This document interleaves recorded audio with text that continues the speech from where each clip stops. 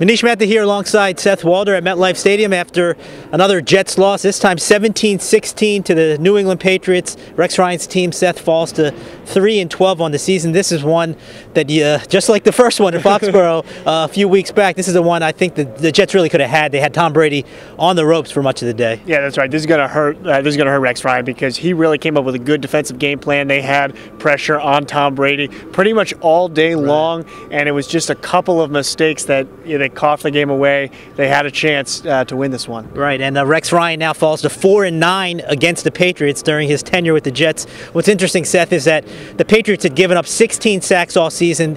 Rex Ryan's team got home 4 times in the first half, and the Patriots only had 52 yards in the first half. The Jets led by a field goal.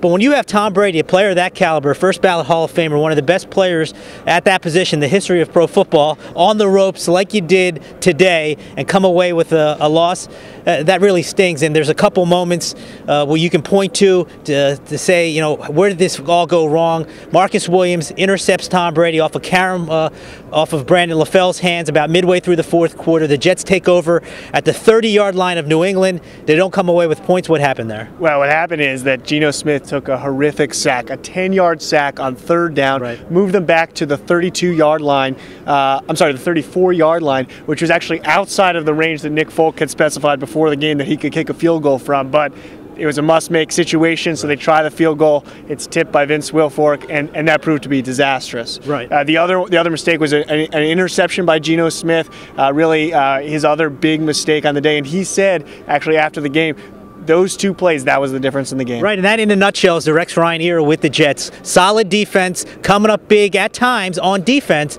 however, not having the offensive firepower, not having the consistent quarterback play to win in this league, and that's a big reason why Rex Ryan in all likelihood will be coaching his final game as the head coach of the Jets next week in Miami. We'll find out about John Idzik's fate and to see if Woody Johnson hits the reset button. I get a growing sense that that's going to happen, but this is a game really that stung. Rex Ryan was visibly dejected, visibly upset. As you would understand, this is his rival. This is a guy in Bill Belichick who he has not really been able to beat outside of that one playoff game in 2010.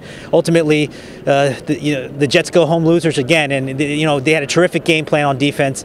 You'd like to think that a guy who can come up with that kind of game plan against Tom Brady deserves a better fate. Yeah, I think that's right, and I think actually, surprisingly, DeBrickashaw Ferguson put it pretty well when he was told that Rex Ryan looked exhausted at his press conference. He said, "We're all exhausted. We're just tired of losing." Yeah, and that's a great way to put it. Nick Mangold, who showed a little bit of compassion for the fallen NYPD officers killed yesterday, was wearing a NYPD hat in the pregame. He suffered an ankle injury. It's not broken. That's good news for the long term. He's going to get an MRI tomorrow to see if there's any further damage, but the fact that he came away relatively in good spirits is a good sign moving forward. But as you said, it's been an exhausting season for this team, an exhausting season, I'm sure, for the fan base, and we'll find out what Woody Johnson does in a little over a week.